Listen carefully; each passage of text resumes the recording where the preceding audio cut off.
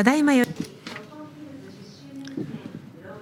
Ladies and gentlemen, welcome back to a global conference, Innovative City Forum, celebrating the 10th anniversary of Roppongi Hills.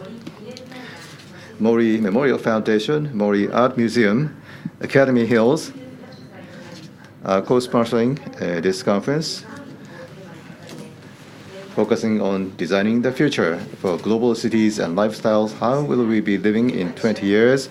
We have invited global opinion leaders on in the disciplines of advanced technology, culture and creative industry, and urban development strategy. During this session, we will focus on urban management and policy and the strategy session, the strategy for creating urban centers, strengthening urban center to revitalize our city. We'll pursue and explore possibilities for our lives in 20 years' time. And I have the pleasure of introducing our speakers.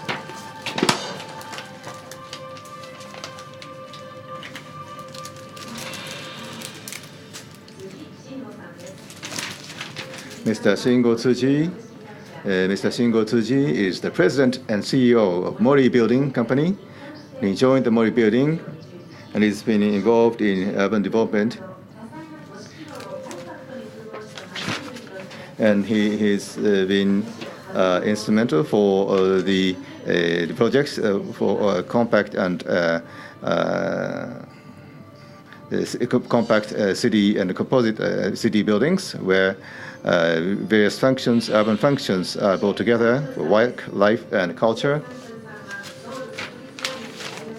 We have Professor Choe Sang-Chuel, Professor Emeritus of Graduate School of Environmental Studies, Seoul National University. He's chairman of Presidential Committee on Regional Development. He was president of the Seoul Development Institute, a research arm for Seoul Metropolitan Government, and has been advisor for creative cities within and outside Korea. Dr. Thai-Ker is a renowned architecture planner. Is director of RSP Architects, Planners and Engineers, and chairman of the Advisory Board Center for Liveable Cities. He saw the completion of a 500,000 dwelling as the chief of the development board. He was chief planner and CEO of the Urban Redevelopment Authority, and he spearheaded the major revision of the Singapore Concept Plan 1991.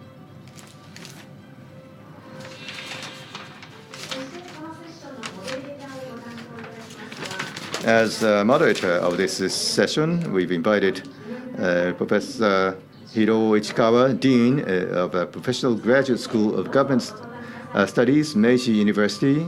He is Executive Director of the Mori Memorial Foundation.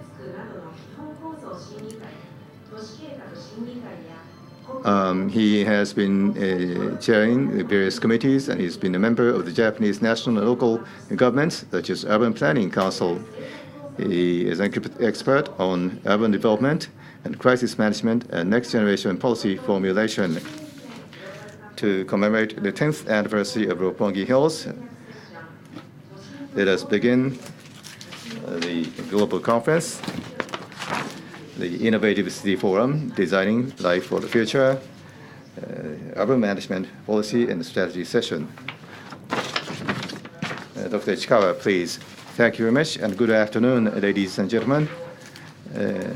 Today, Tokyo, from Seoul, and Singapore, the cities in Asia, probably the most important three cities of Asia. We are going to focus on these three metropolitan areas and look into the future, how these cities are going to develop and evolve, what are in the thoughts of these cities or the residents of these cities.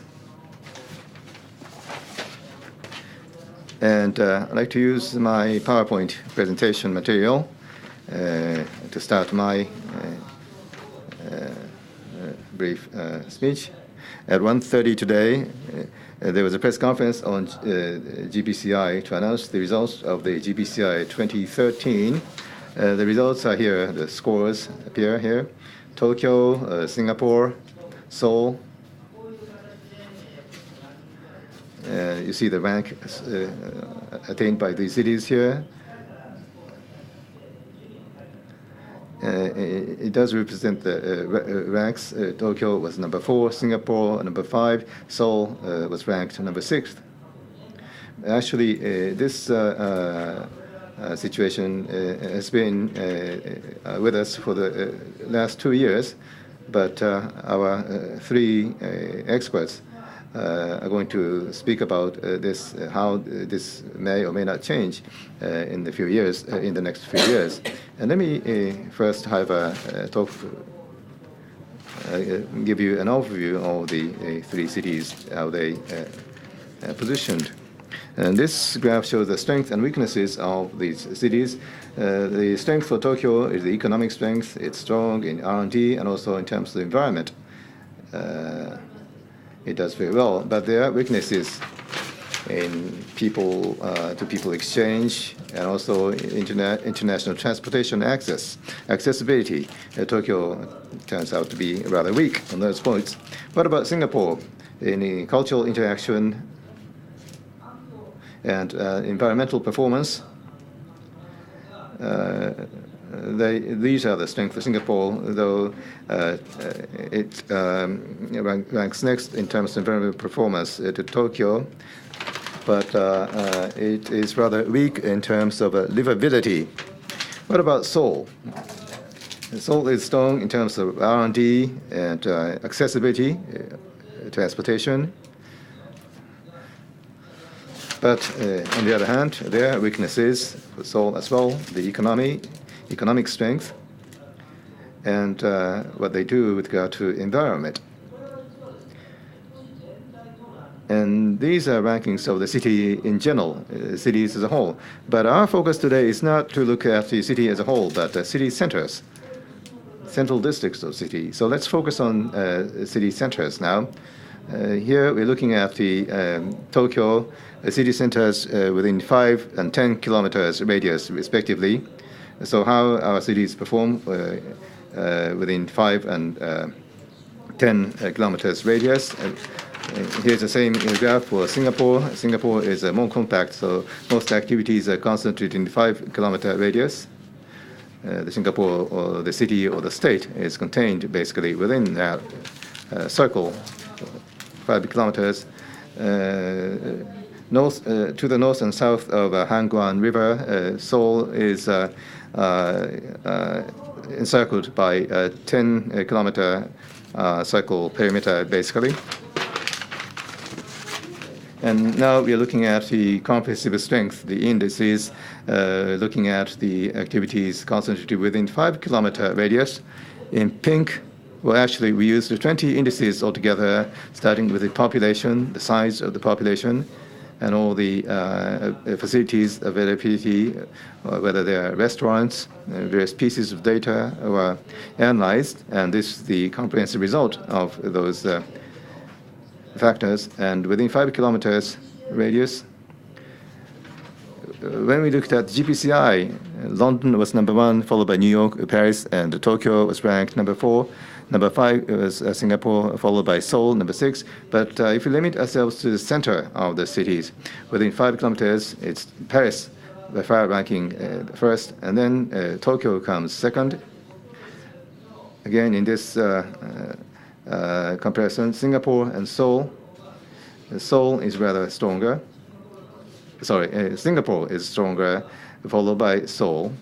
Again, looking at the concentration within 5 kilometers. But extending the view to 10-kilometer radius, Paris retains its number 1 position. But in this comparison, it's Seoul, which ranks higher than Singapore.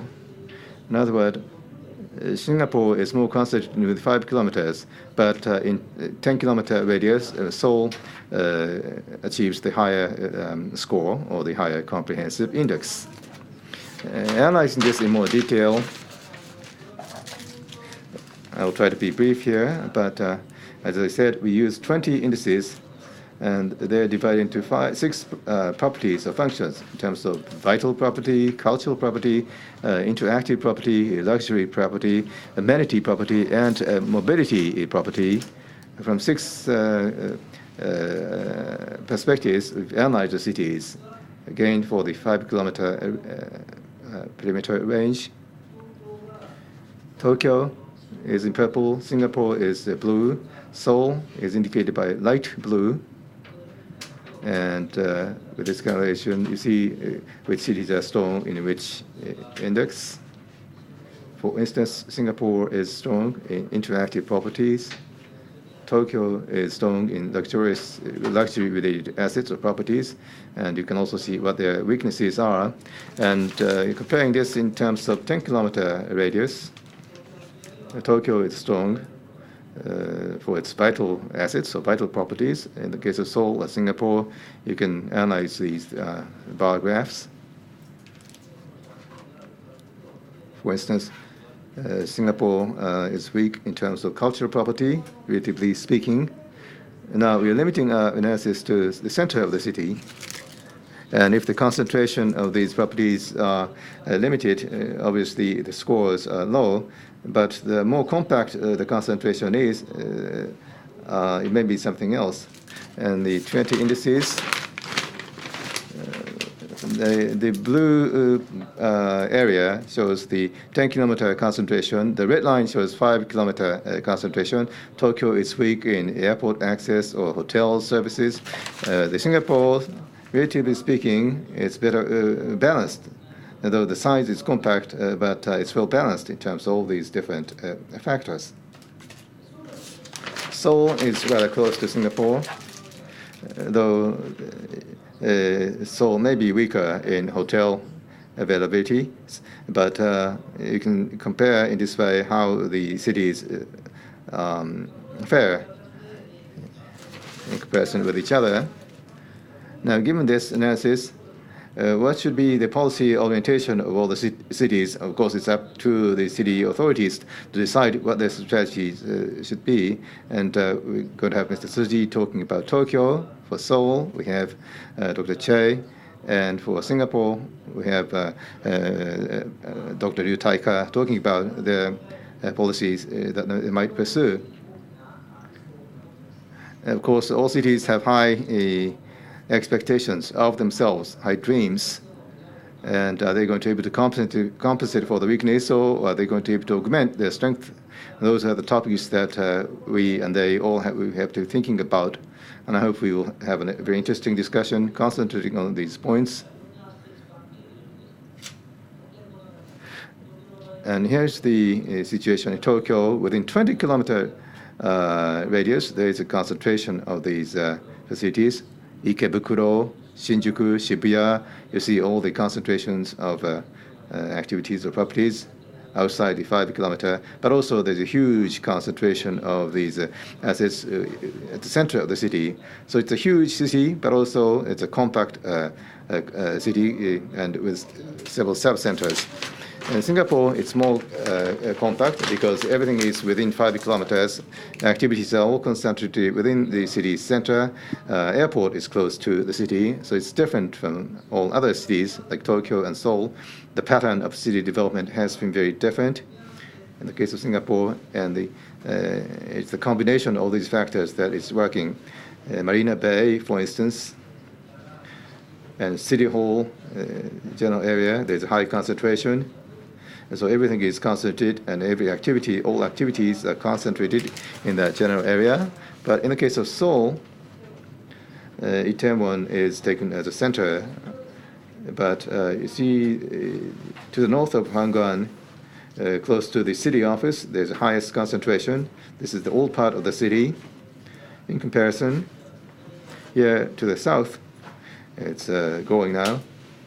And also with the revival of the Gimpo Airport, there's a concentration there as well. So basically 3 centers or concentrations of city urban activities. I'm sure our speaker will talk about how this will evolve in Seoul going forward. And so I'm sure we'll be learning a lot today. The strength of a city is a function of the power or the strength represented by the hearts and centers of the city. We can almost say that. This applies in the case of Hong Kong, in Shanghai, in Beijing as well. How strong the city center is determines the overall strength of the larger city area. So briefly, I've given you the current situation and status of all the cities that we will be discussing today. Thank you.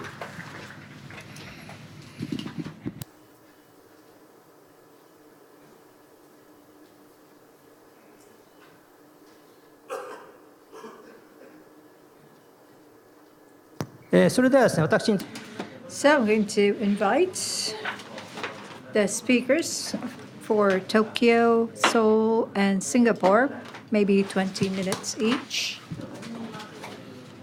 First, Mr. Shingo Tsuji, President and CEO of Mori Building Company Limited, please. Good afternoon, Tsuji of Mori Building.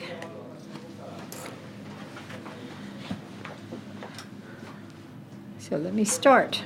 Creating Tokyo, the city with magnetic power is the title. グローバルカンファレンスをさせていただきました。 First of all,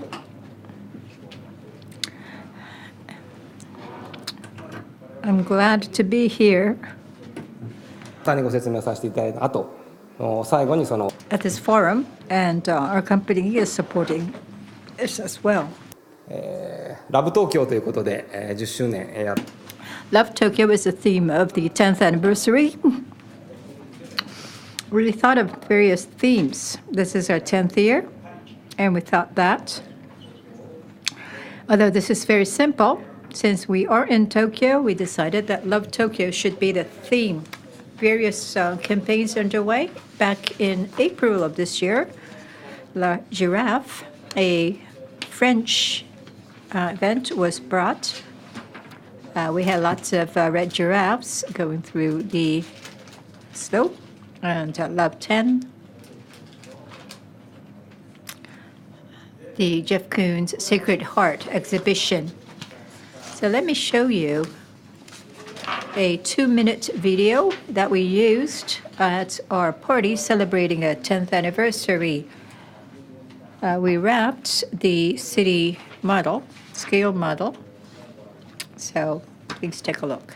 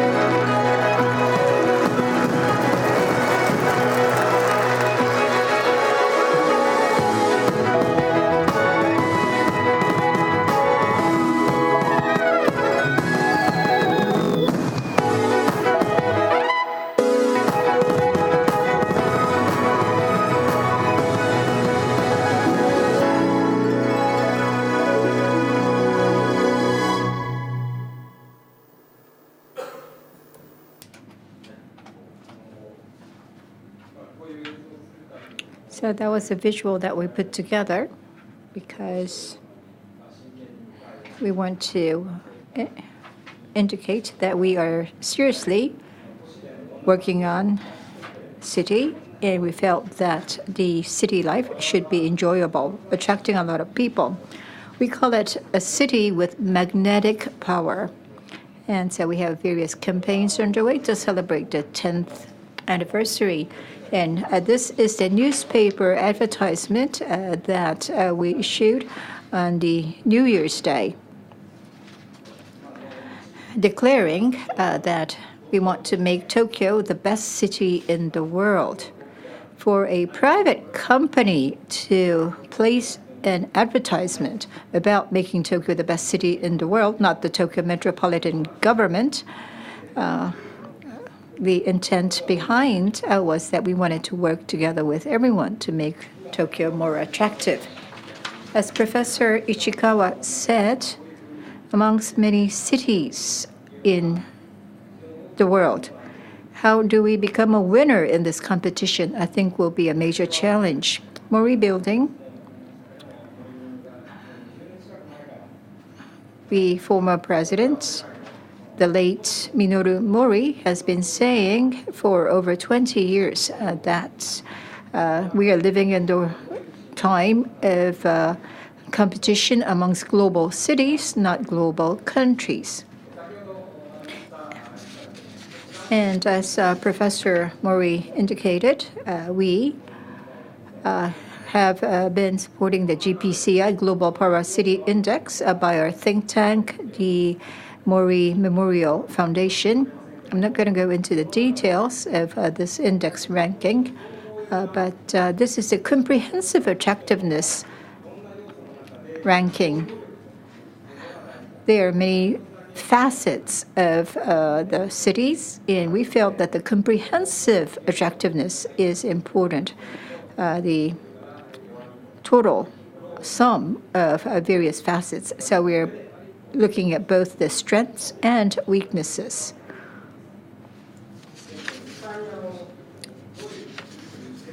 What kind of city are we creating? I'd like to use an example of Roppongi Hills. We are calling it creating a city and nurturing a city as a concept or as the basic building blocks. We need to develop the concept as the guiding policy and then break down into development and town management. By development, we mean the hardware aspect, and by town management, we're talking about the software aspect. And we believe that the overlapping portion is crucial. And this is a schematic representation of what we are trying to create here at Roppongi Hills, what we call the vertical garden city.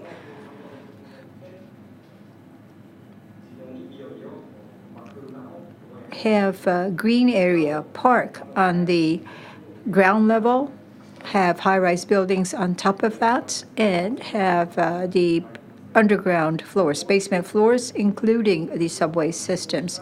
So many functions are all included, and they are in a compact area. We believe that that kind of strength is needed in the cities in the future.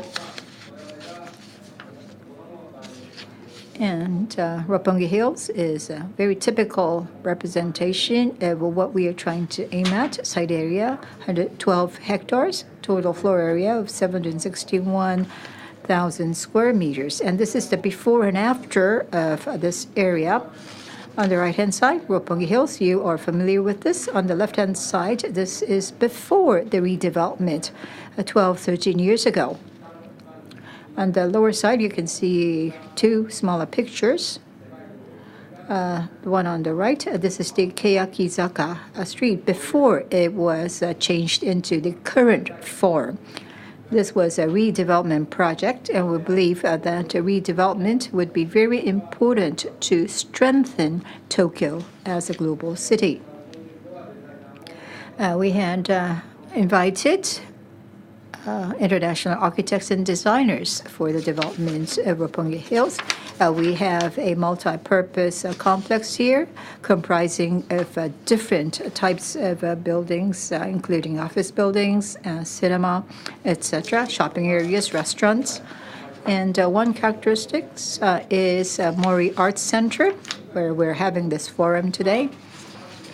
We believe that these cultural, artistic facilities should be located at the very center, the top floors, to make this a symbol of the community. Because we felt that this really symbolizes our aspiration. Many types of information is to be communicated from here, and we thought that was a very important feature of a city. Safety and security is another aspect that we are really stressing. We have our own electricity or power generation capabilities. We have gas turbines in our basement with which we are generating power. And the roof of each building has green area to be more environmentally friendly. On the upper right-hand side, you can see a picture of the rice paddy on top of Roppongi Hills building. And here you can see the public artwork and street furniture examples. You can see many of them around different parts of Roppongi Hills. And we have many performance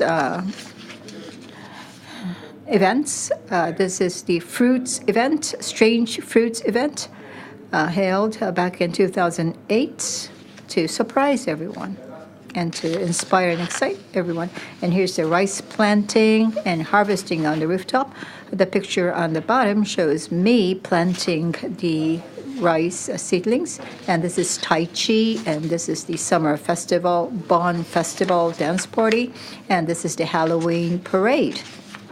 These are just some of the examples, and starting tomorrow, this year's Tokyo International Film Festival will open, and this is one of the major events held here annually, and this is Christmas illumination, and this is Okihiki, the ceremonial sacred log tugging in relation to the rebuilding of the Ise Shrine, and this is Roppongi Art Night. This is around 3 a.m. One exciting performance that we had. We believe these things are necessary for a city to be exciting and inspiring. And we believe that city has to have comprehensive power, and we want to enhance its strength and resolve the weaknesses to make Tokyo to have a magnetic power. And in terms of economic development, we need to really revitalize the city, the community. And for the urban development, we need to create cities and nurture cities. Usually people focus development until it is completed, but we feel that nurturing afterwards are necessary as well. And for that, you have to have a solid concept and vision based on which we are to work on the development and creation and nurturing of the cities. And from here on, I'd like to focus on Tokyo, what we can do to make it the best city in the world. Where are we in Tokyo today to make it even more attractive? This is what the Tokyo Metropolitan Government is advocating, creating the Tokyo's special zone to make this area the most business-friendly metropolis. This is part of the national government's plan to designate Tokyo's special zones. Professor Takenaka is involved in this project. The international strategic or the national strategic special zones are being promoted today. And Mori Building are making various proposals to make this a reality. There are 5 zones designated under Tokyo's special zone, Marunouchi, Nihonbashi, Shibuya. 5 zones altogether, where the Asian headquarters are to be located. That is the basic idea here, proposed by us.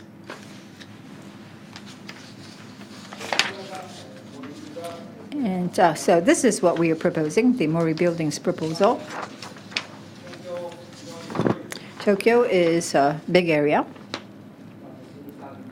There are 3 or 5 central Tokyo wards, and this covers a wide area. And what functions are to be performed by each is something that we need to think about.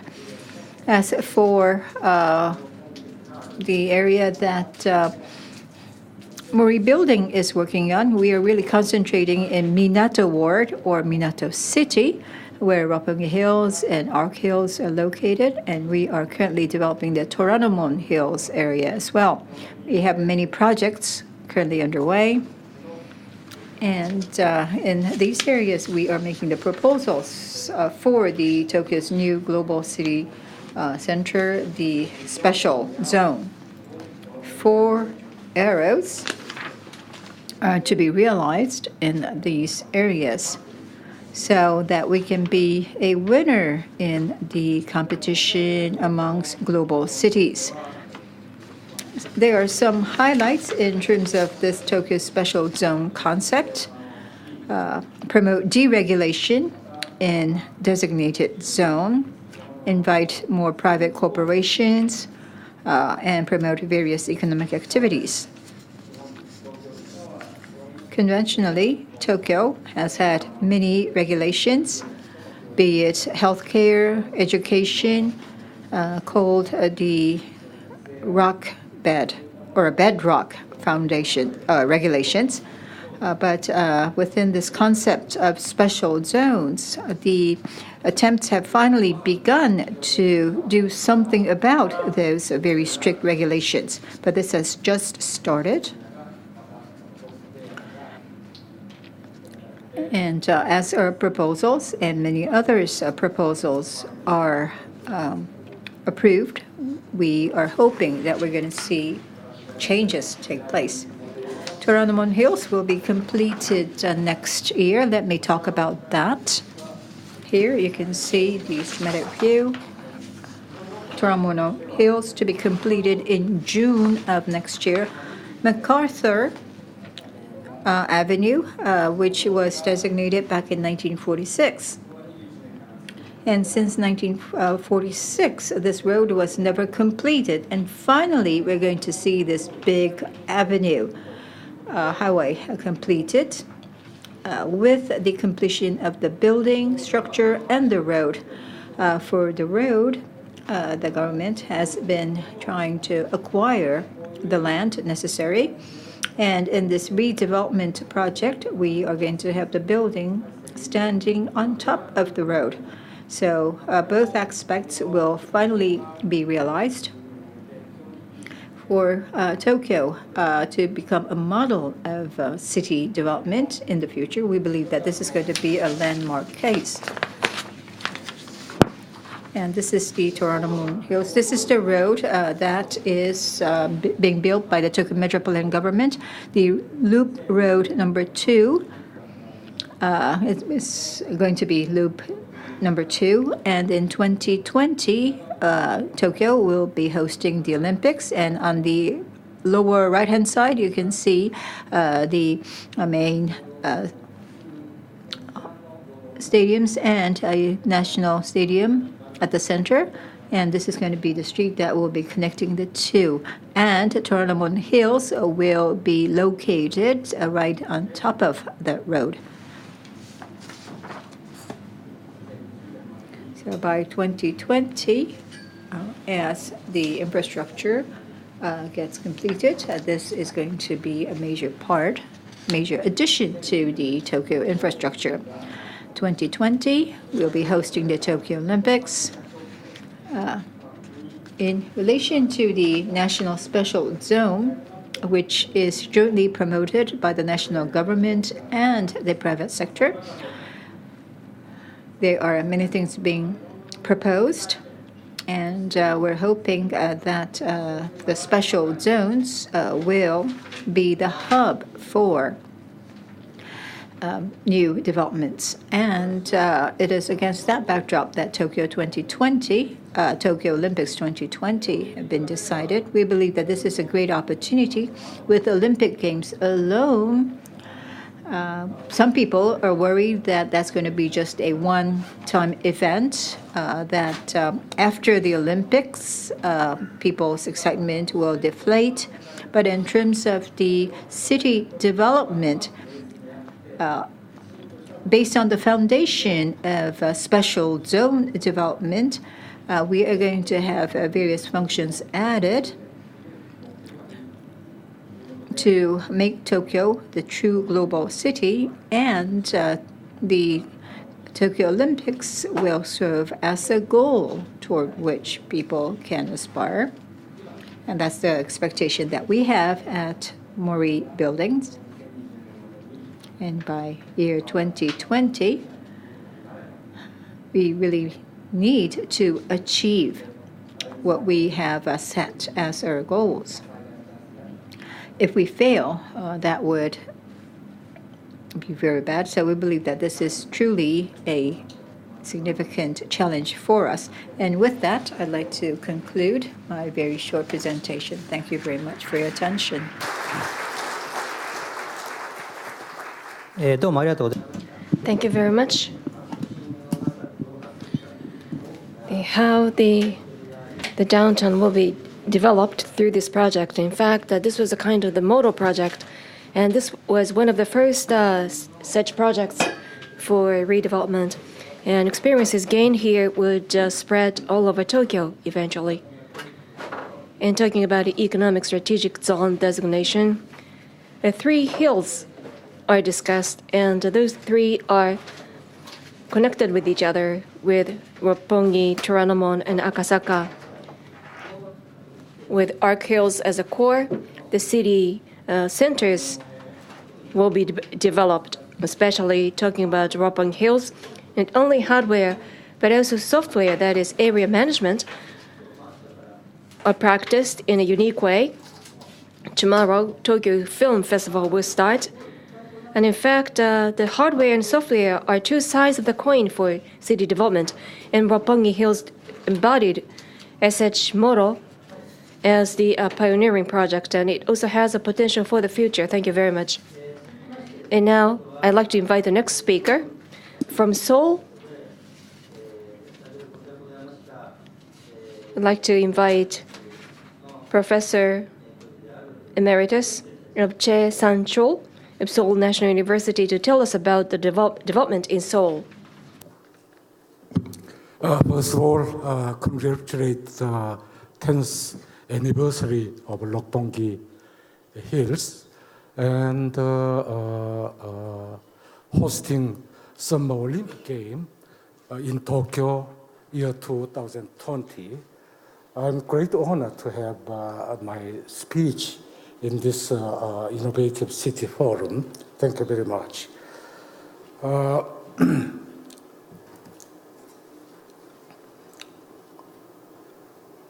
My subject is urban policies, urban development, and urban core development in Seoul, our neighbor. Before getting to this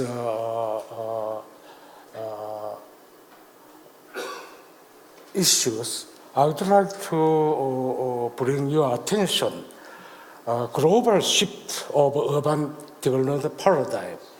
This morning and this afternoon, we have discussed cutting-edge technological innovation and visionary presentation for the future cities.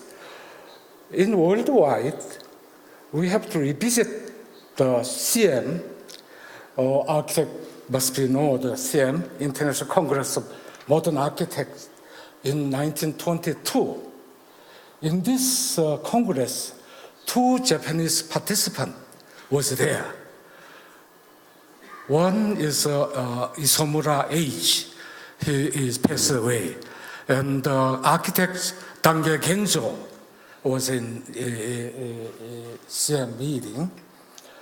CM meeting adopted charter declared high-density building with land coverage, demolition of dilapidated housing, the provision of green areas in residential district, and the new high-rise, new density building set in open space.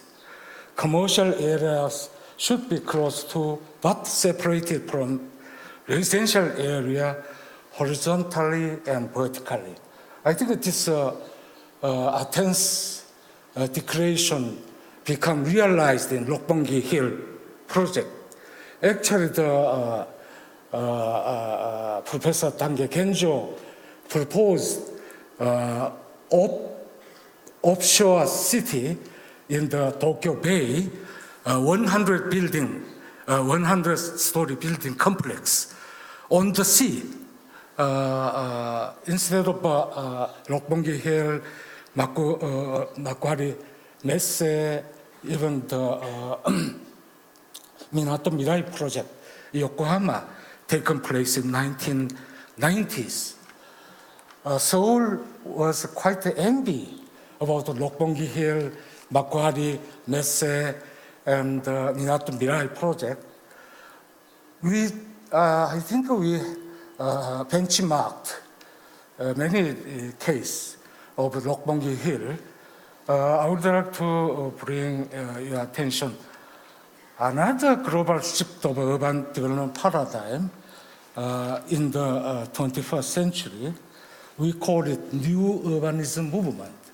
We experienced last half centuries sprawling the Earth's urbanization, becoming bigger metropolis. Now we are talking about new urbanism. New urbanism is from urban sprawl to compact city. Actually, the Roppongi Hill is compact city. Separation of land use.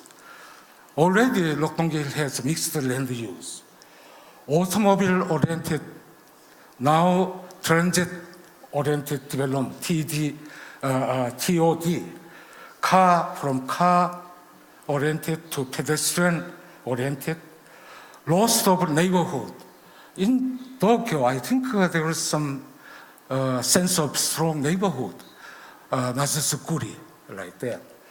But we have to revisit sense of a place. We rebring the neighborhood. In this process, urban core was died, deserted, dead of urban cores. Like New York, it's a terrible city. Manhattan is dead. All the city core of metropolis are almost dead. But now we are talking about regeneration of inner city urban core. Now we are going to Korea. We have gone through the great transformation of socio-economic trend. No more population increase. Absolute population decrease within 10 years, like Japan. End of urbanization. We are highly urbanized. 93% people already in urban area. Also breakdown of real estate. Burst of real estate bubble.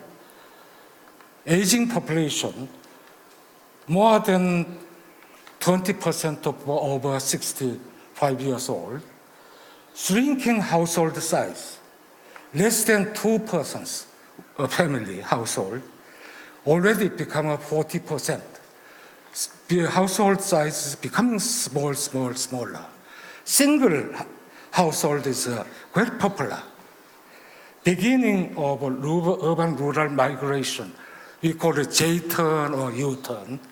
No more urban migration. Urban people live for rural area, even small and medium-sized cities. In this, accordingly, the Korean urban policies has been changed. Suburban housing construction and urban sprawl to inner city regeneration, like renewal of old apartment complex. Apartment complex built in last 30 years, we are going to rebuild, demolish old one. We call it renewal. Also, we are going to remodeling existing housing stock instead of building new house. Also, rebuilding older apartment. You can differentiate from Chinese ganji. We call it 재건축. Also, construction additional floor of existing building, higher up, 정축. Also, we are going to build housing on underutilized and dilapidated inner city rather than the suburb,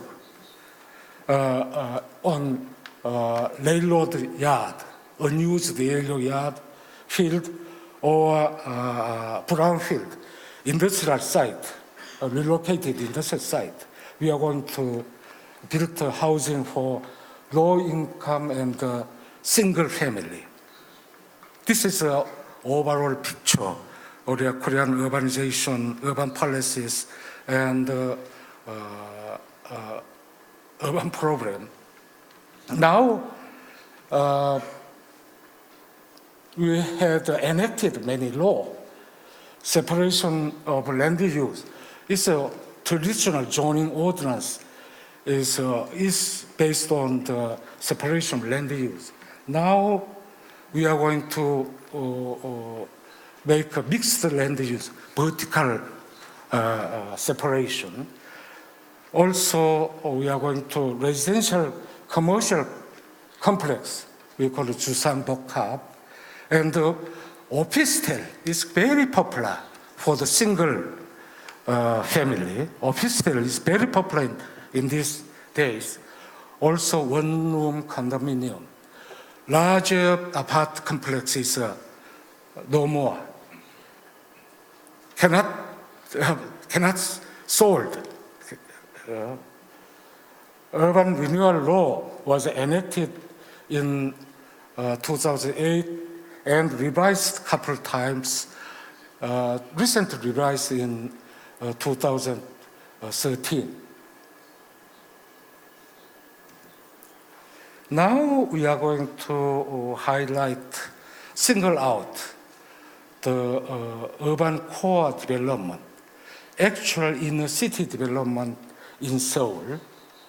I single out 8 projects. I will explain in this order.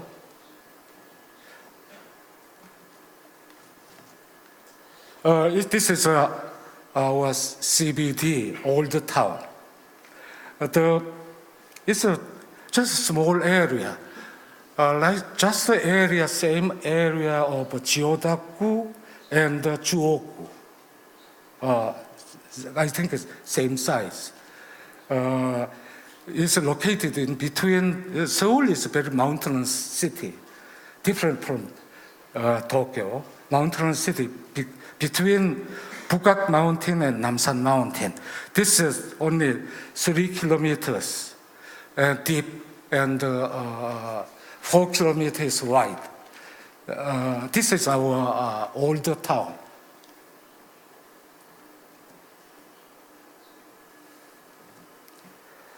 This is a very hilly city. Seoul is located facing with the Yellow River.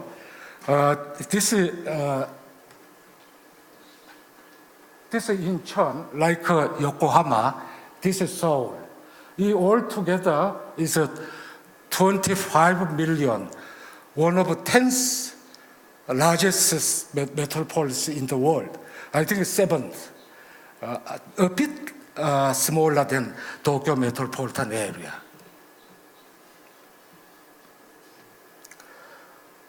This is already Professor Ichikawa and Tsuji mentioned. This is a comparison of area. Seoul, actual size, Seoul, Tokyo, London, Paris, Beijing, Singapore, city-state, New York, Los Angeles. Los Angeles is sprawling the suburban city dominated by automobile.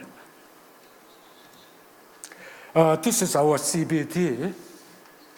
This is Bugang Mountain and Namsan Mountain. This is, now we are going to highlight the old core in the city. Now we have many new cities around this way. This is the oldest city, only 4 kilometers, 2 kilometers.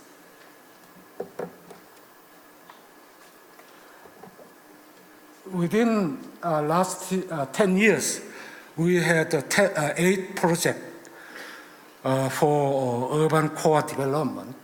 First one is the Cheonggyecheon restoration project. Second one, old castle wall restoration project. Seoul is a historical, very old city. We had 610th anniversary this year. Therefore, we have a wall. We rebuilt old wall, and we built also gate, all gate. And Seoul District Renewal Project. This is kind of Tokyo Akihabara renewal project. Seoul has also counterpart of Akihabara, electronic appliance and small tools. And also we have Gwanghwamun Historic Plaza project. This is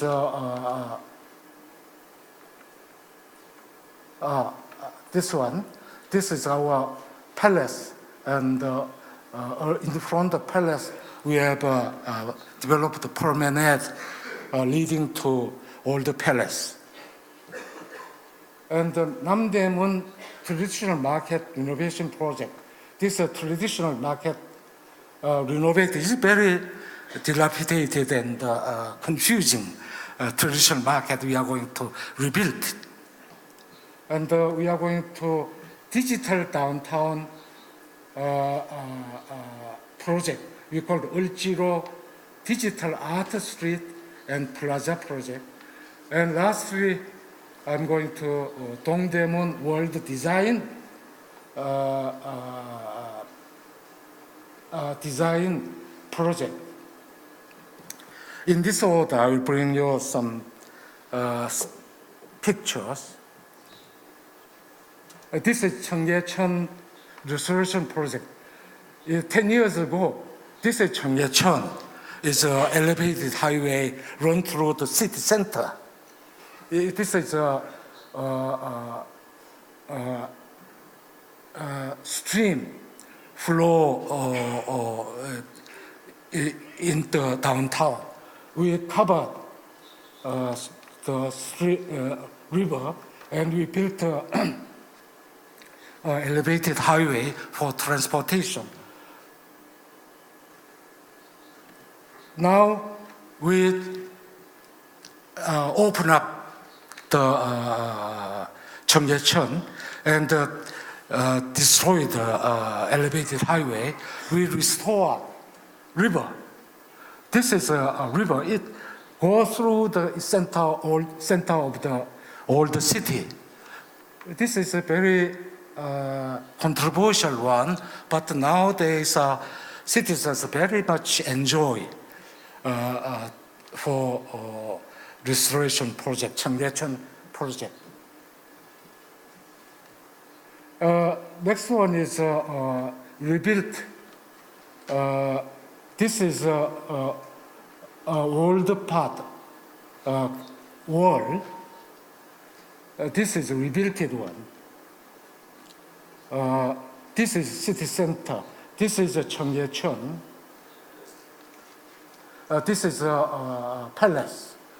This is Gwanghwamun Palace Avenue.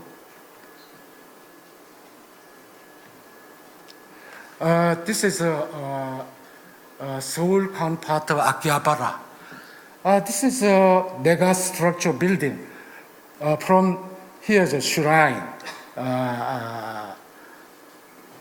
Korean is a historical shrine. Come to this Namsan Mountain.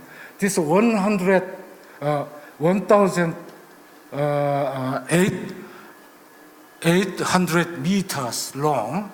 This one building designed by famous architect, Korean architect Kim Soo-keun, ex disciple of Dangye Genjo, in 1965.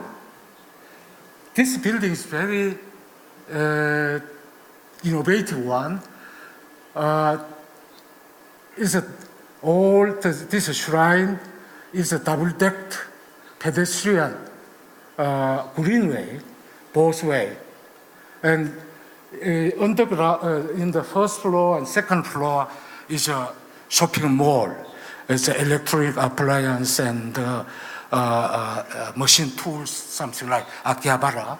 But this is an apartment complex. Therefore, vertical mixed use. And greenway, both sides greenway, it has been 50 years after 1965. You see that the surrounding area is quite dilapidated. Now, Seoul are going to renovate this building. This is a very innovative building in 1960, double-decked and commercial, residential, office, all complex all together. Mega building, 1,800 meters building and 50 meters width.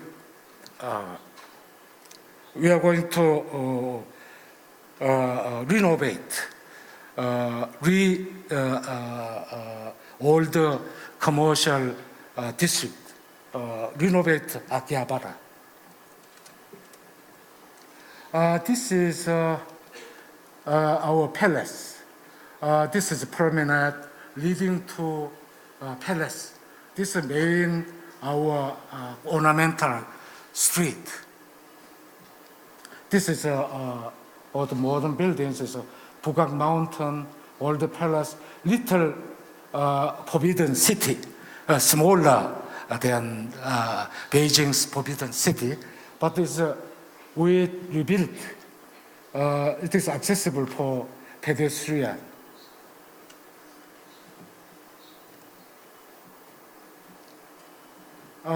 This is Seoul counterpart of Ginja.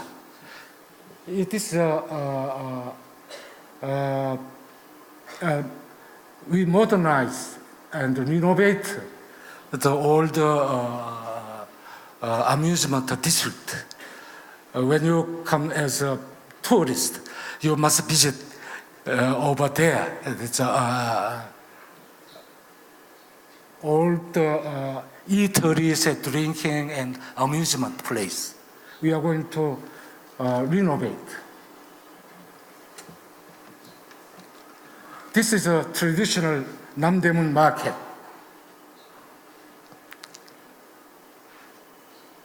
Now we are going to renovate, renewal, improve Namdaemun market. This is our South Gate. Largest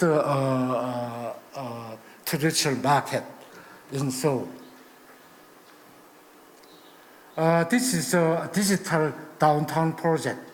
Ulchiro digital and digital art.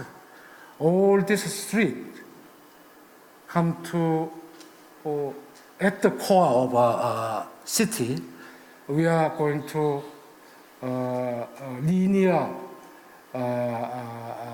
renewal of digital and artistic street. This is one of section of digital downtown project. Ulchiro Digital Media Art Street. Even modern digital IT, we are going to bring it with art and culture together and make sense for a cultural event.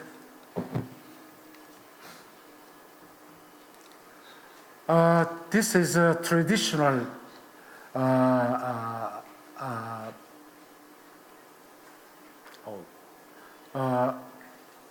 is textile and garment district. Now, in all the site of stadium, baseball stadium. Now baseball stadium, we close the baseball stadium. We built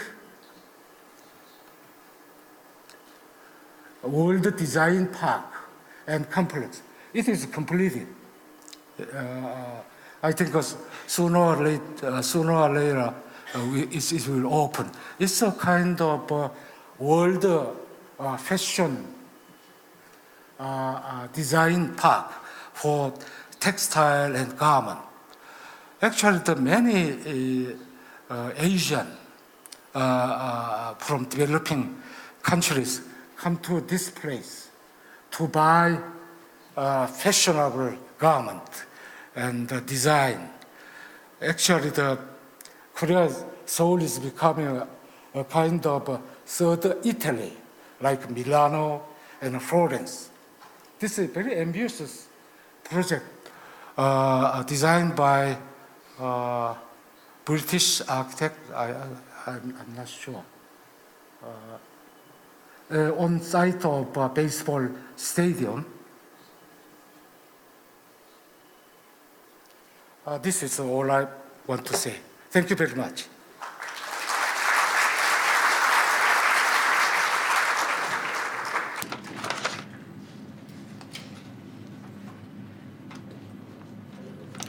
Thank you very much, Professor Choe. You talked about a new urbanism movement or development in the large city areas, particularly the city cores, and 8 innovative projects were introduced. Seoul is very close to Tokyo, so we know a lot about what's happening in Seoul, but it's been eye-opening, the change that the city has underway in recent times. Now, we are now going to hear about Singapore.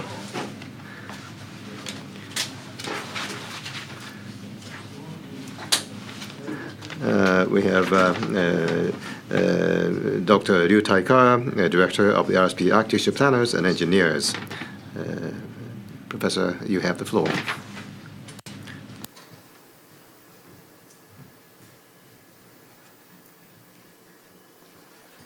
Good afternoon, ladies and gentlemen. I'm going to share with you the key principles used for the planning of Singapore, and with a little bit of focus on the way we create urban centers. Just mark the word centers and not center. There are many centers. So let me begin. First of all, I'm now a kind of practicing architect and planner, but also the chairman of the Center for Livable City. And the perspective I'm coming from is from the fact that I was the trip planner of Singapore preparing the revised master plan in 1991. And just a little bit advertisement. The Center for Liveable City is created by the Singapore government under the Ministry of National Development and the Ministry of Environment. So every 2 years we have the World City Summit. The next one is in June 2014, and invite all of you to go. It's now becoming quite a major event worldwide. And also we give Lee Kuan Yew World City Award. And every year we conduct a Mayor's Forum. So I'm going to talk to you in these aspects. And unfortunately today, given the short time, I did not include any pictures. So it's all diagrams and words. So I hope many of you have been to Singapore and you know what I'm talking about. So first of all, comparing Tokyo and Singapore. Tokyo, Greater Tokyo, and then in terms of population, it's very significant. Tokyo is nearly 37 million people and Singapore is only 5 million. But in terms of density, because we are very small, so our density is rather high. And it's not something we're proud of, it's something we have no choice but to do. And so we have to make a good environment out of the high density. Now, the challenges of modern cities would be the cities are becoming bigger, denser, buildings are taller, speed of development is faster.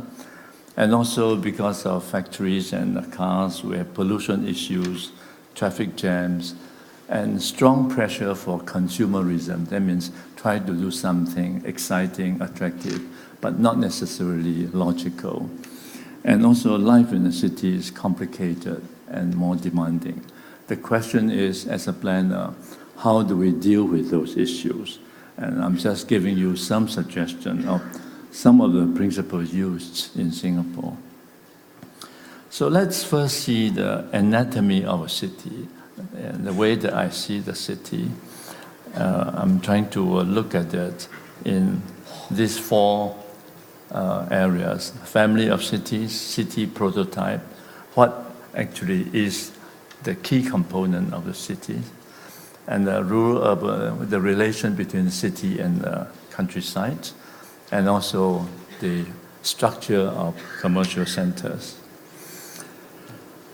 In my view, when we do any planning, the starting point is to look at the projected population size, not today's population size, but the future population size.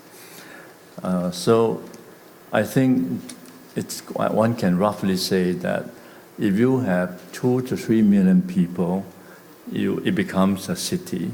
But less than that, it would be only a region within the city or a new town within a region.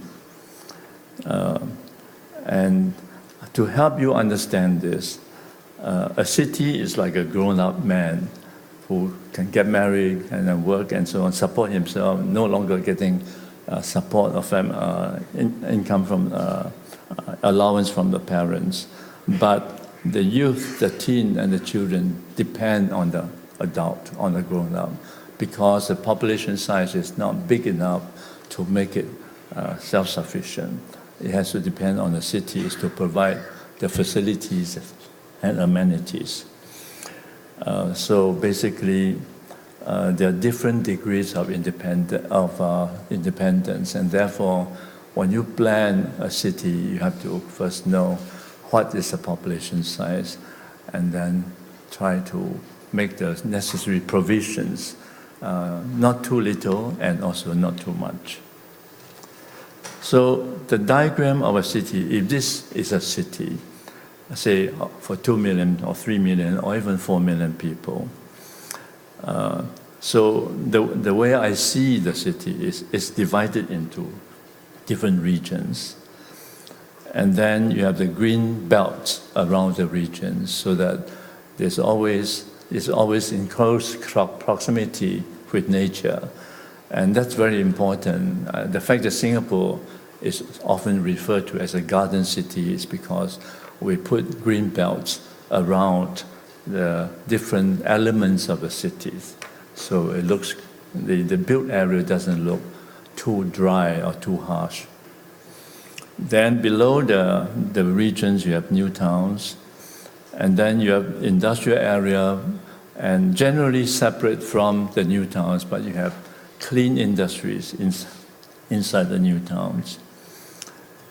Then, of course, below the new towns, you have neighborhoods. Below neighborhoods, you have precincts.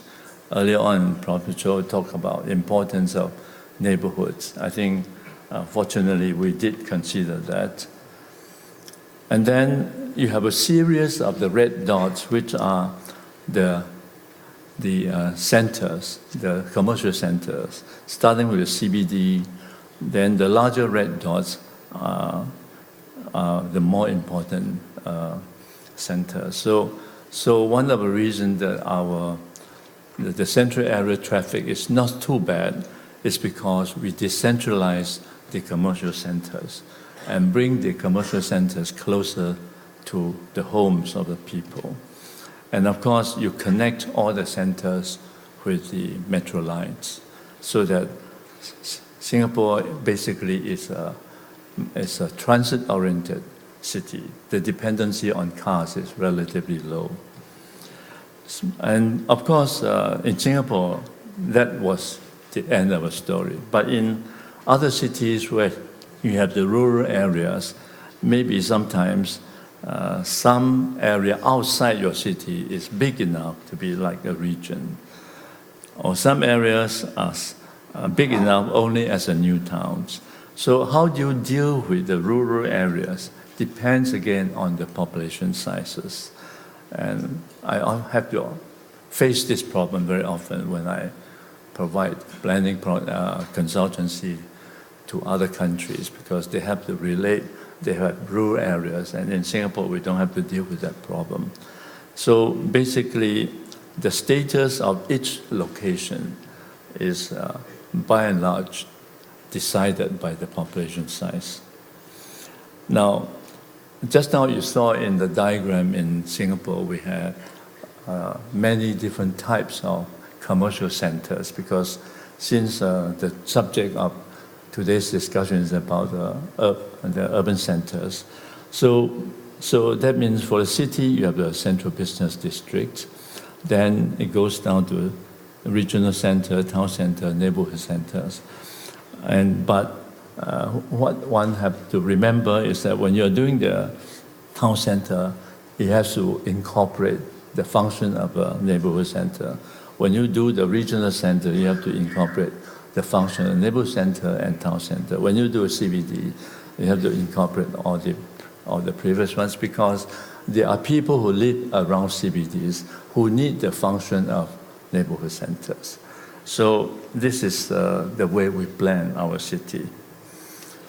So in a kind of short summary is that the different centers for different cells, just now I mentioned the region, the new towns, the neighborhood, they are like the cells to a city. It's just like human bodies, you also have cells to the whole body. It consists of different cells to make up the whole body. So different centers will have different cells, and different cells has different population sizes, and therefore the provision in the centers depends on the population sizes. Now, what I said earlier was very abstract, so I try to show how this was applied in Singapore. And they're all in map form. My biggest regret today is I forgot to show you some pictures, but you just have to use your imagination. So first of all, we have to look at the urban structure. When you plan the city, how do you want to structure the whole city?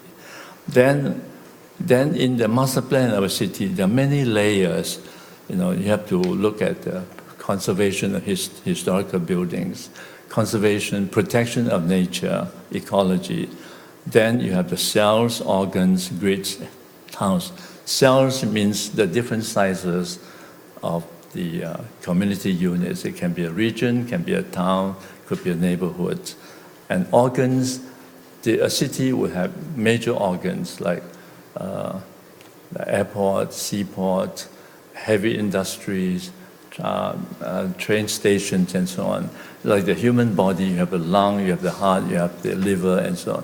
Where do you place them so that they function best and also with minimum negative impact to the quality of life of the cities? So these are the considerations. And after you go through those analyses, and of course you also have to think about infrastructure, like water, electricity, and so on. I will not show you the drawing for infrastructure, or amenities like universities, schools, and so on. Just show you the ones, heritage, and the ones that you are less familiar, because I'm introducing terms that is normally not used in the planning circle. Then, after you put them all together, then we created the concept plan. From the concept plan, then we go into greater details. We create a master plan of Singapore. And finally, I'll just show you one more time how we organize our urban cores. That means the different hierarchy of commercial centers. So this is the structure for the city. And it is transit-oriented because the blue line and the red lines are metro lines. And they cross, where they cross each other, these are the major commercial centers. So it makes it very easy for people to go to a commercial center without using cars. And the major one is in the south. This is in blue color. In Singapore, we use blue for commercial. And the second major one would be on the extreme outer layers, because we would like our metro line to be full of passengers, either coming to the city or going out of the city. So you make other attraction on the extreme areas of the island, and that's the way it was planned. And so let me show you the layers. So first of all, we show the so-called historical area. Okay, then the natural area, protection natural area, the urban organ, the metro lines, the expressways, the new towns, and so on. So they are all planned carefully so that they don't fight with each other, they don't conflict with each other. And therefore, when you see a city, it looks more neat and tidy, more harmonious. And this is the way, for example, at the extreme right is the airport. And why we put the airport there? Obviously, you can have a very large airport in Singapore, and citizens don't normally feel it because the airport noise is not heard by most of the people. At the extreme southwest, we have the petrochemical islands and so on. So in the event of an explosion, it will not affect the lives of the people on the main island. So this is the way we plan our city. And on the basis of this, then we created the master plan of Singapore. And this is the one that I conducted in 1991. And, but this is the updated one. I left in 1992. But although it looks a little bit different, but basically we use the same principle. There's a continuation of using the same principles to plan our city. Now, since we talk about the urban core, I just pay some special attention. The white lines is the central region. Okay, just now I mentioned that we actually divided Singapore into 5 regions. So each region would have approximately 1 million people. It's like a small town. So this is the central region. And the black line is the central city. Okay, it's like this. And actually, part of that is reclaimed land, we reclaim from the sea. But within that, we have what we call the expressway box. That means people from all over the island can come to this area and reach the expressway box by expressways without going through the local road.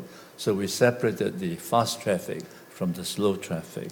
And within the express box, we create our central business district.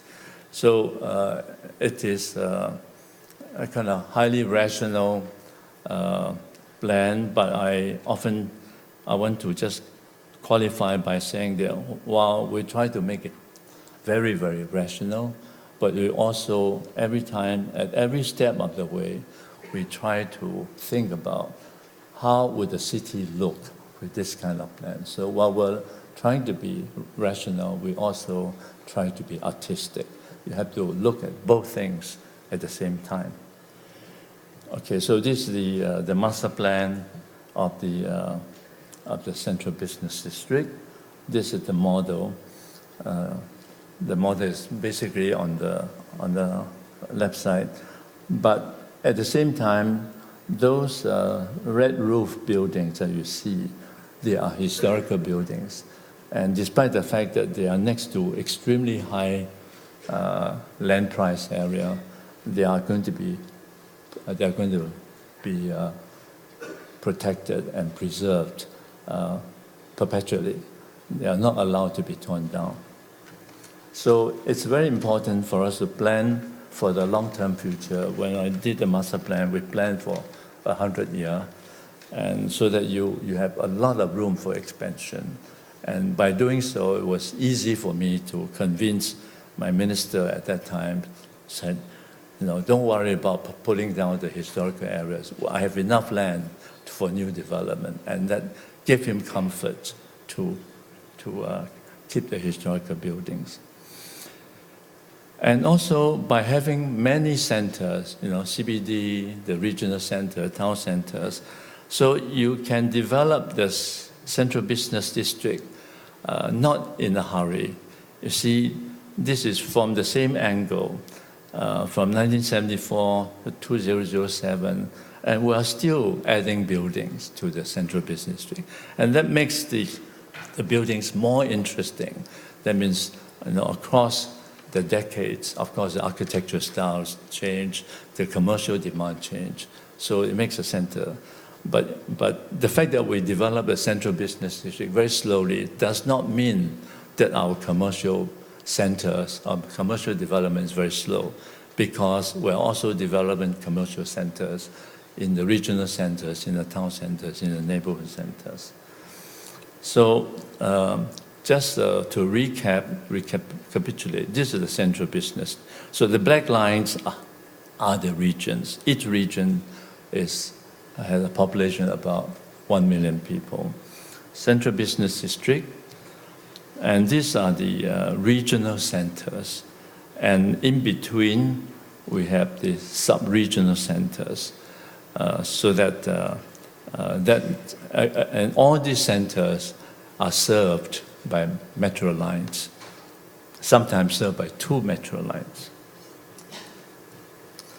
So just a short summary. The fact that we have so many centers means that the total commercial development is quite fast, but each center doesn't have to rush. So we can look at each center, the planning and design of it carefully, so that they are properly developed. Now, but so far I'm talking about Singapore, but I'm mindful of the fact that in Asia, we have many very large cities, the mega cities. So I have to deal with mega cities also in China, like Qingdao and Guangzhou and some others. So when they ask me for advice, I say, well, perhaps one way to deal with it is to, just now I said a city is like a grown-up person, an adult. But mega cities, in my mind, can be treated like a family of cities. That means, for example, Shanghai, to my mind, is not one city. It's maybe 5 or 6 cities of 3 to 4 million each. In fact, right now, I'm doing one part of Shanghai as independent cities. so that people can live in that area with minimum need to travel to the central part of Shanghai. And so I call them Constellation City. You'll see the diagram shortly. But there are bigger areas, for example, like Pearl River Delta in China. I'll show you, the population size is like projected to be like 30, 40 million people. How do you deal with a big region like this? So just to recap, just now, I'll show you that this is, so you can extend the city into Constellation City and Urban Milky Way. These are the terms I use, and I'll explain, you see why I use those terms. So, because the Constellation City may be 20 million people, but beyond 20 million people, it's really a kind of almost like a Milky Way with lots of planets and moons and stars on the land. Okay, again, this is, you saw this earlier, but for Constellation Cities, it's like a adult, and for Urban Milky Way, it's like a clan. Okay, and so Constellation City can be seen as a problem, a megacity, but if you plan it well, I think it actually gives you more advantages than a city because there are more talents concentrated. So to put it visually, a town, okay, then a city, Constellation City is to divide a city into, a mega city into several cities. And then the Urban Milky Way is to have a combination of Constellation City or single cities and so on. So this diagram on the extreme right is Pearl River Delta, okay. And what right do I have in using the word Urban Milky Way? Let me explain to you. Because this is how it looks, the Pearl River Delta, that's how it looks at night from a satellite. And compare this with the Milky Way in the sky, they look almost the same. So this is, the message here is that you can have a lot of population together, but you can subdivide them into quite independent, self-sufficient small units, and yet they can interact with each other. And in between each planet, you have green belts and so on, and therefore you're never too far away from nature. And also within each planet, you have your own metro line, so you don't have too high a concentration of people or traffic into your major centers. So now just in case you still are not convinced, you see Australia, with such a big size, you count the dots, they have 1, 2, 3, 4, 5, 6, 7, 8, actually 8 cities. Population size 23 million. Qingdao, okay, nearly 9 million. It can be a constellation city of, say, 5 cities inside. And Tokyo, with 13 million, well, it doesn't have to be one city, it can be several cities inside that. Or Australia again, compare with Pearl River Delta, projected 63 million in that area on the same scale. So there's nothing wrong in dividing the Pearl River Delta into X number of cities. Because if Australia can function well with so many cities, what's wrong with dividing Pearl River Delta in X number? Or Tokyo, 36 million. You divide it up, and each city can function on its own with minimal dependency on central Tokyo. So this is the final conclusion, is that I think the strategy for innovative urban core should not be, we should not look at just the urban core, we should look at the bigger picture, the whole city structure. So first, we have to tame the urban giantism. So we probably have to consider Constellation City or urban Milky Way to just don't let it grow beyond a manageable size.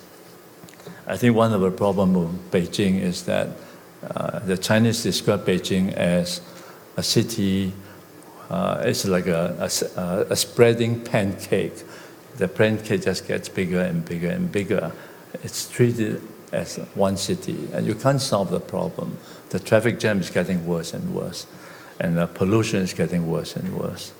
So I think it's important as well in Asia to think about how to tame the urban giantism. The second issue is that within each city, we may want to break it down into cells, organs, and so on, so that you're always very close to the facilities that you want to have in your daily life, and also very close to nature. And also, we have to think in terms of a variety of commercial centers, so that they serve people. They serve people conveniently, so people can get their satisfaction without going on long distance. And of course, the advantage of this is that you save energy, and also you save time, and therefore you spend more time at home with your family, and therefore there are many advantages in the decentralization. So, and of course, I've been kind of super rational about this thing. I feel that we should also think in terms of creative urban design, well-placed landmarks, not landmarks everywhere, but selectively. And so in conclusion, I think what we want is innovation, not novelty. And we need innovation at every step of the way of creating the city. Thank you.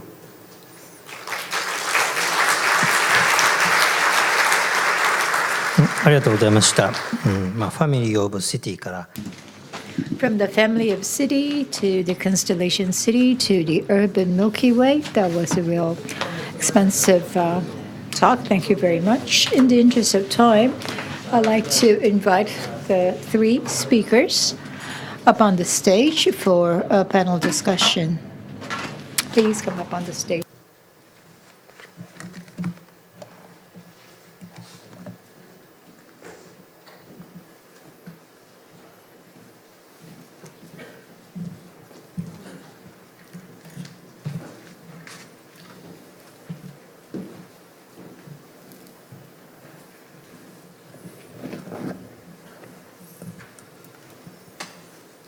I'd like to thank the three speakers for interesting talks. I'm afraid there's very little time left, but in this limited time, we'd like to talk about the city centers. And looking at Tokyo, Seoul, Singapore, they all have great potentials. And I'd like to see where the focus is going to be in those three different cities. What is becoming more clear as a result of the talks is that in Tokyo already 2005, the national population turned to a decline, but in Tokyo metropolitan area, Tokyo and three prefectures put together, the population are still growing. And we're seeing the people returning to the metropolitan area with the collapse of the economic bubble. People were worried about the hollowing out of the metropolitan area, and as a backlash to that, people are returning to the metropolitan area. It's not just the population. We are seeing various activities returning to Tokyo as well. And we learned this afternoon that the similar trend is being observed in Seoul as well. The urban regeneration is underway, and accordingly, new legal systems, new urban regeneration law is now underway, 2008-2013. Looks like Singapore is different in that Singapore has always centered on the central district. So it's not a new development. It's not like people are returning to the central districts. Still, we are seeing the active interest in Singapore as to what to do about the city centers. The prosperity of Singapore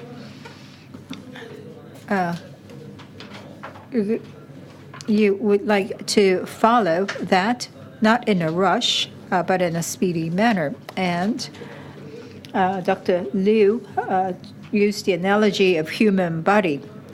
He talked about the organs functioning well. So looking at these different developments that we see in these three cities regarding the city centers, we'd like to focus more on what is happening today. So Dr. Choe, Professor Choe, you talked about urban regeneration law, the new law in 2008 and 2013, the two target years. What are the aims of this new law, and what specifically is happening within this law? Can you talk about that? Well, there is some peculiar phenomena in Seoul. Bigger apartment complexes are cheaper than smaller ones. See, out of imagination, because size of household becoming smaller. They don't want to keep the big complex. 4 LDK apartment cheaper than 2 LDK apartment. Its price is reversed. Therefore, older people and the single family or two-member family move into city center rather than the suburb, because city center offers a diverse opportunity for services, especially hospital for the age-old. Therefore, we enacted a law to regenerate, to augment, renovate the existing house rather than new apartment.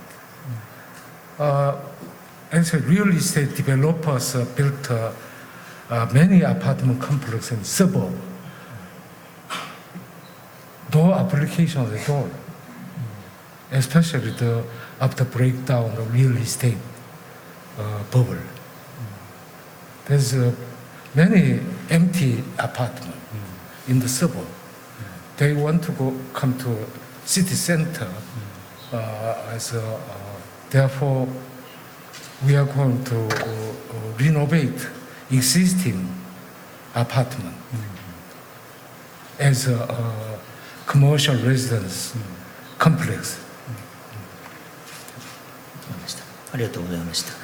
I see. Thank you. In the case of Tokyo, after the bursting of the bubble, economic bubble, the real estate prices went down, which contributed to the housing increase. In other words, the regeneration occurred. So maybe it's the reverse of what's happening in Seoul. Now, as Mr. Tsuji said, in Tokyo, the attempt is to improve on the competitiveness of Tokyo, and 5 districts within Tokyo were designated as the special zones. And now the movement is to transform them into national special economic zones. Mr. Tsuji, from your viewpoint, this conversion from the strategic zones to national strategic zones, what are the thrust? Was it that the Tokyo metropolitan strategic zones were not working, progressing as people had expected? Was it the background? And what new expectations are there now that they're converted into the national special zones? Well, as you said, back in 2011, the law was enacted to promote those 5 districts as special zones. Back then, the Democratic Party of Japan was the ruling party, and the lower house was held by the Liberal Democratic Party, and it was within that structure that the law was enacted. The attempt was to have the stakeholders engage in discussions of redevelopment, but when it came to the specifics, we saw very little progress so far, unfortunately. The law has been changed, and now the attempt is to change the nature of the special zones to make them the Asian headquarters, Shibuya and Marunouchi, Roppongi. There's the same zones, although they were designated. We didn't really see the progress as Asian headquarters. But now the strategy has changed. Under the new government, Mr. Abe and the ministers in charge are going to spearhead this move to talk with the governor and the head of the private corporations. So these 3 parties are to sit together to work on the details. Conventionally, I don't know if this is the right way to put it, but the Tokyo area saw the discussion or the decisions made based on repeating the discussions or the bottom-up approach, whereas the new trend is to have a more top-down approach.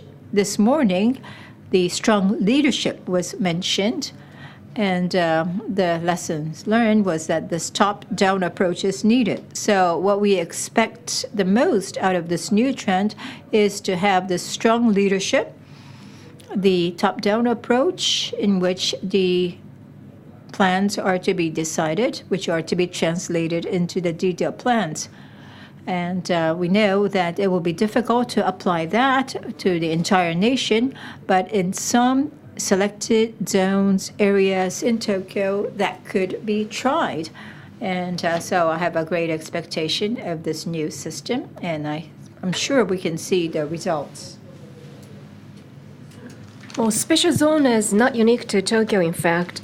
In the case of Seoul as well, they're quite active in trying to develop the special zone, including financial special zone. Could you tell us more specifically about the special zone-related activities in Seoul and how it is related to regeneration of urban cities? Professor Choe? We have tried to special zone for urban regeneration. I think it did not work as we expected. I think learning from the other countries, in the England, United Kingdom introduced enterprise zone, even business zone, and American cities have an empowerment zone. Depend on what kind of incentive you offer, then tax holiday or what kind, depend on the kind of incentive which government can give them. In our case, it was not so successful. Busan,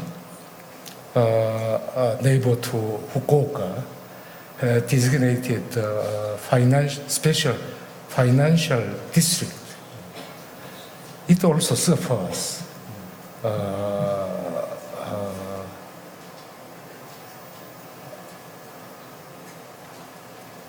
not very active now. よく I think this is true to Japan as well as to Korea. We have local governments, municipalities versus national government. And so the two-layer power system, sometimes it could be 3 layers. And when decision is to be made, that results in taking more time for making decision. And from that point of view, we envy Singapore because in the case of Singapore, the city equals the state, the nation. And therefore, that may be the reason why decision-making process is expedited in the case of Singapore. And yet, of course, there is a city and national government. And therefore, if Singapore has anything to tell us to Japan or to Korea, or if you have any problems associated with the decision-making process and urban development, Dr. Lee, please. Well, Singapore, I think we are very, very lucky to have a single level government. So any decision will be made just by the one cabinet. And also we have been quite lucky to have one strong party. But one strong party is not necessarily good, but this strong party is basically clean, uncorrupt, and also it's a development-oriented, effective, efficient, and I think so. This year is our 48th year of independence, and I think we have made pretty good progress in the last 48 years. But obviously, Singaporeans now are reacting against this strong government, so they want to have more say. So I think I expect the progress will be slightly slowing down, but probably still relatively faster than other cities. I think Korea is different from Singapore. Korea is a very popular political system. Once you designate a special district, every city wants to special district. After election, I think most of cities have a special district. Then it's no more feasible in political terms. Every congressman wants to have special district. Also local, provincial governors and mayors want to special district. Therefore, once you designate a special district, one city, almost everybody have a special district. Doesn't make any sense. ありがとうございました。で、今日3つのお話。Well, we heard about 3 cities. I don't think it is easy to come up with a single solution that would be absolutely applicable to every city because of different historical background, with different characteristics, with different policies. But there are some commonalities, what to do with government regulations, what to do in specific terms, and so on. I'd like to ask you later about your impression about other cities, but because time is limited, and because we have audience here today, when we look at 3 cities, Tokyo, Seoul, and Singapore, I'd like to spare some time, like 5 minutes, for questions from the floor. So if you have any questions, please raise your hand and ask a question about one of those 3 cities. If you have any burning questions about those 3 cities, please.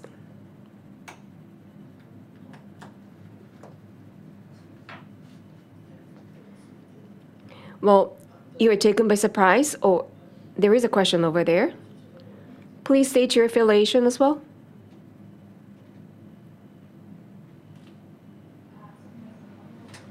Toshiko Mori is my name. I have a question about the environmental issues. I'd like to know what is the the policies, for instance, the water in the case of Singapore, and air pollution and energy. I'd like to hear from each city what kind of measures are taken or what kind of consideration is given to those environmental issues. That was Professor Mori of MIT. So about water and air pollution, I'd like to hear from Singapore and then from Seoul. Singapore has no resources at all, so we had to look at the conservation of resources from the very beginning. In fact, when we were very, very poor in the 60s, we actually did turn down foreign investments where the industry was pollutive, because the government believed that if we make one exception, you cannot stop the rest from coming in. So I would say that our air pollution quality, the air quality is above the kind of World Health Organization standards. In terms of energy reduction,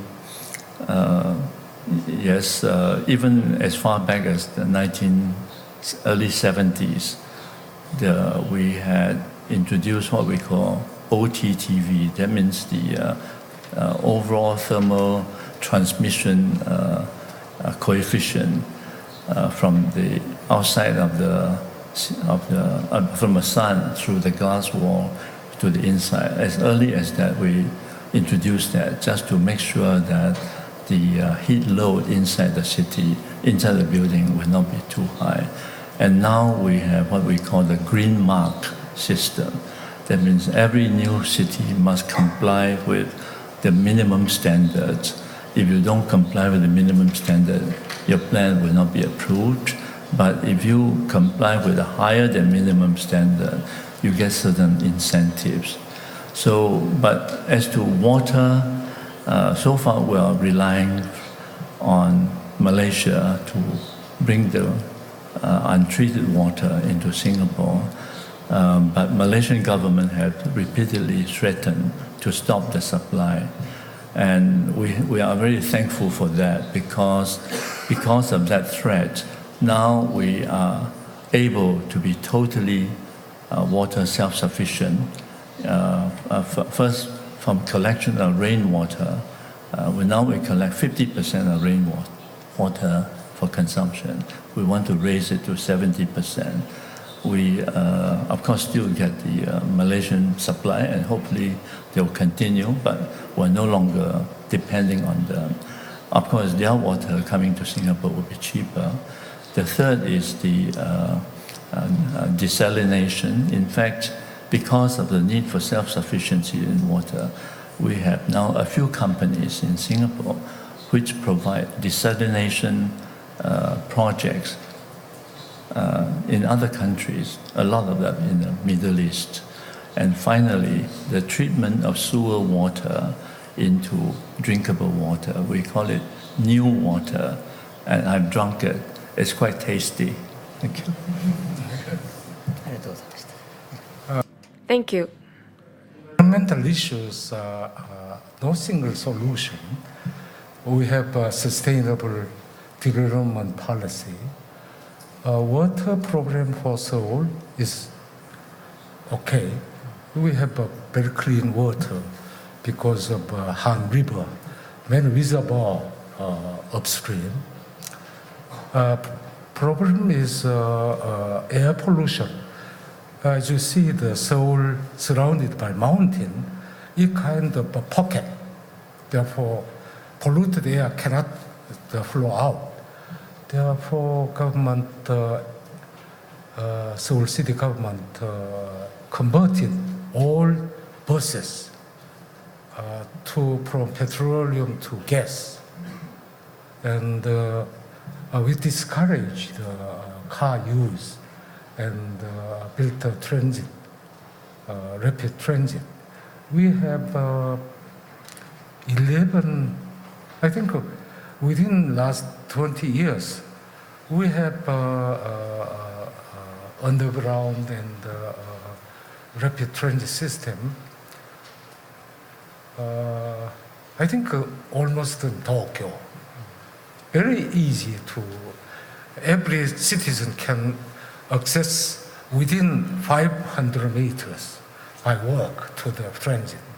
That is our purpose. No car use. But once you use car, you cannot forget about it. Also, big problem is garbage. We don't have a land for garbage retreatment. Therefore, we bring to seaside nearby Incheon, like Yokohama. The resident of Incheon citizen against the garbage dumping. Therefore, no way how to solve the garbage. Therefore, we are going to sell the garbage bag. You have to buy by the weight. You have to pay the garbage. Among the garbage, worst thing is food garbage. You cannot dumping it out. It's organic one.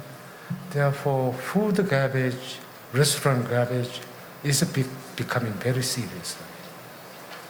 ありがとうございます。一言だけThank you. Just a word. In terms of comprehensive ranking, GPCI, environment was a factor or index. Tokyo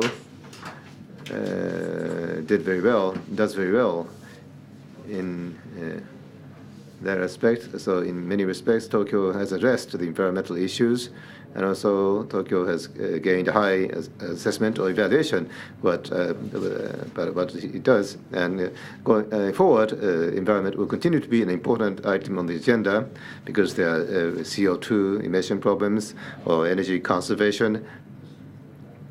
And so those are the issues to be addressed by the city and also by the national government. Thank you. Our time is almost up. Our topic today was a city center, innovative strategy for city center to enhance and strengthen city centers. Because city center holds a key to the strength of the city. There are three things: how to strengthen, enhance city centers. I'm sure you in the audience have gained some impression having listened to the presentations. You might have agreed or disagreed with some of the points, but Tokyo has a population of 35 million, Seoul 25 million, Singapore is 5 million. Now, in the case of Tokyo, it's different from Singapore, but the suggestion was made that Tokyo could be a compilation of several Singapore-sized cities, 7 Singapores. Thought in that way, Tokyo has got 7 times the functionality of the Singapore, the space-wise, or the functions, city amenities and services. And our 4 cities today are, shall I say, good students, excellent cities. Though some problems cited, such as garbage or air pollution, but I think all these 4 cities are doing very well, faring rather well, and so we're competing to be even better students, so to speak. So instead of complaining, as we conclude, I'd like to invite you to share with us your impressions of other cities. Mr. Thai-Ker from Singapore, what do you think of Tokyo or Seoul? Our guest from Seoul, Professor Sang-Chuel, I ask you, what do you think of Tokyo or Singapore? Your impressions. We don't have much time, so we briefly like to receive your concluding remarks. So, Mr. Lee first. Yes. Well, I am always very envious of Tokyo for your very strong congregation of talents. This is one place that your technological level, your scientific achievements, and your cultural achievement is the envy of the world and certainly envy of Singapore. So in that sense, I think it is something that we all look up to. I think the other way, of course, not only I feel it, I think I heard from some Japanese friends, it's harder to live in Tokyo because of its size. I think there's a tendency for the Tokyo people to move to the surrounding smaller cities, and which is understandable. And this is probably an issue that the Tokyo government will have to look at. Yes, I enjoyed very much Global Power City Index. This is very much quantitative terms. One British urban historian and planner, Sir Peter Hall, he wrote a book, City and Culture, very thick book. The conclusion is a great city in our history, world history. He pointed out 15 great cities, our history. Great cities has a common attribute. First one is openness. City is becoming more open beyond the nationality, religion, ethnicity. This is great city is a very important condition. Also tolerable city. Also, he concluded that culturally, great city have to have a culturally creative minority. I think every great city has a creative minority. I think Tokyo are going to have a creative city in the world. ありがとうございました。最後に辻社長から実は東京は、新 Tsuji, Tokyo is being caught up by Singapore and Seoul. Any words? The city trying to flee from this competition. Well, Singapore, Seoul, they're improving in terms of their ranking or the scores, but Tokyo has been consistently number 4, staying there. So there are 70 different indices, numbers. So pointing out the numbers, the results, the scores are very convincing. The scoring of all the cities, I found them to be very convincing, because cities are, after all, well, they are in competition among all the cities. There's a competition, and things move very fast. It's a question of speed. We don't have time to spare. We can't spend 5 or 10 minutes, because in 5 or 10 minutes, 5, 10 years' time, our city might have been lost. Singapore, as we heard, is very fast, and that's one thing that we envy about Singapore. As someone who lives in Tokyo, because you have a city-state, and therefore, and you have a single cabinet who can move very fast in decision-making. That's what I envy. In the case of Tokyo, with all the discussion about the national strategy for creating zones, we need speed, or else we'll end up being a loser in this competition among all the cities. So that's the thing that I envy about our friendly cities. I might have failed in my role as an MC. We were able to reach a conclusion. What we know is that there's no one single solution to all these issues, but what we know is that also that 3 cities are doing all the best of their effort, and as long as they have all these speakers as the advisors and the planners, we're in good hand. With that, I would like to conclude this session for today, and would like to thank our speakers. Shingo Tsuji, Sang-Chuel, Thai-Ker-san, and Hiroo Ichikawa, the moderator. I'd like to give them a big round of applause. Thank you very much.